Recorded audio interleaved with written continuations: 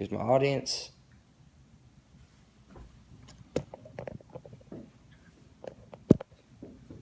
All right. Humans are creatures of land, but have you ever wondered what it would be like to be creatures of water? Diving underwater, breathing like as if you had gills, and experiencing a whole different world. Well, that's exactly what scuba diving has to offer.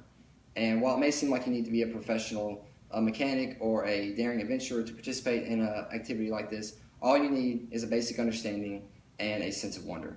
And if you have the basic understanding, you can easily take a couple classes and gain your certification and experience it on a comfortable level. Now, there are so many places to scuba dive. You can scuba dive in the lakes and quarries of Tennessee, or you can go out to the deep ocean and scuba dive there. And once you gain your certification, it lasts a lifetime. So might as well get it now so you'll be ready for when adventure calls. And according to the Eyewitness Top 10 travel guides, scuba diving is ranked 3rd in best outdoor activities.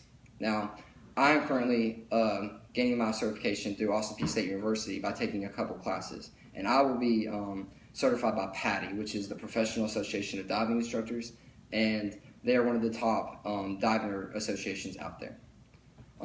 Now, once you understand the basic procedures, you'll understand the equipment, how to use it, how to respond in various situations, and how to tie it all together in open and closed water dives.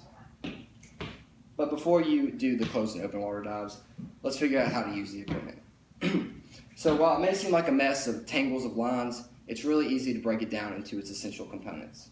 First, you have your air tank, which of course supplies your air, and this can be this needs to be serviced every year according to the PADI Open Water Dive Manual, and it's really easy to do that. There's a number of places you can go to do that. Now you have your BCD, which is your buoyancy control device, and this basically ties all your gear together, and you can regulate your flotation and your sinking in the water by adding or releasing air in small amounts. Now in her mouth you can see is the regulator, and that's what will allow you to breathe. It's your breathing mouthpiece.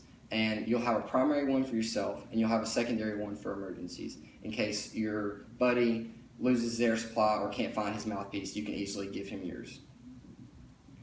Now you have your weights, which are simply on there so that way you can easily release them and shoot to the top in case of an emergency. And you have your mask, fins, and snorkel. Your snorkel, of course, is you can use at the top of the water, and it'll save your air supply by allowing you to breathe the surface air. You'll have your fins to maneuver yourself quickly through the water, and you'll have your mask to allow you to see underwater. And then you've got your wet, dry, and skin suits. And how you know which one to use is basically the temperature of the water. Some are for a lot of colder water, some you can use in tropical water. And that's it on that. Now that you know how to use the equipment, you need to know how to respond in a couple situations. As you descend, you need to make sure you equalize your ears. So the water pressure outside is equal to the water pressure in your ears, and you can avoid busting an eardrum. And you can do this by simply holding your nose and slowly, gently breathing out of your nose, and it'll equalize your ears. The next one you need to be aware of is you need to know how to maintain your buoyancy in the water. And you do this by adding or releasing air in small amounts to your BCD as you descend or you ascend. But be aware of the dangers of ascending too quickly. And that's like if you're deep into the water and you're going up too fast, the pressure outside changes quicker than the pressure inside of your lungs, and that can be a bad thing, and it can cause your lungs to explode. So you need to make sure that you're maintaining your rate at a rate of 1 foot per second as you ascend. And you just need to make sure that you do that every time you stop in short amounts. Stop for short amounts as you get closer to the surface to make sure that you're not rising too quickly.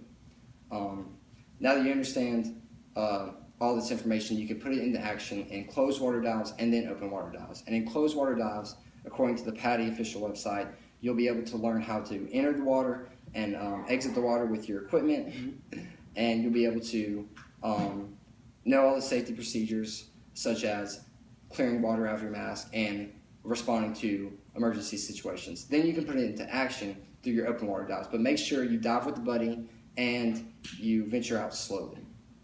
Now, I know it seems like a lot of information and you may not be able to dive today, but now you can understand the process, the gear, and the basic procedures, and then you can go out and dive comfortably. And maybe next time you'll be able to, maybe next week you'll be able to slip into the water and enjoy the tranquility, the serenity, and the excitement of diving underwater.